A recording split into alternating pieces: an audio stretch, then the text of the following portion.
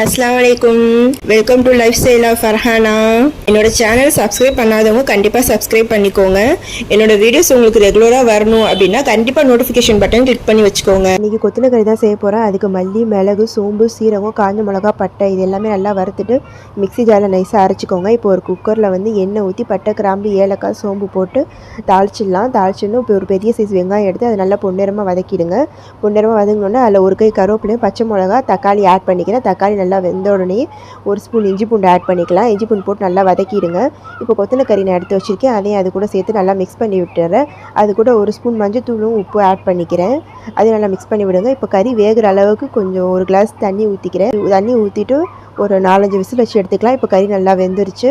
இப்போ நம்ம அரைச்சி மசாலாவுக்கு அரைச்சும் தெரியுமா அந்த பவுட்ரு ஒரு ஸ்பூன் நான் போட்டு ஆட் பண்ணிவிட்டு நல்லா மிக்ஸ் பண்ணி விடுங்க. கொத்தமல்லி போட்டு சர்வ் பண்ணுங்கள். பாய் பாய். அஸ்ஸலாமு அலைக்கும்.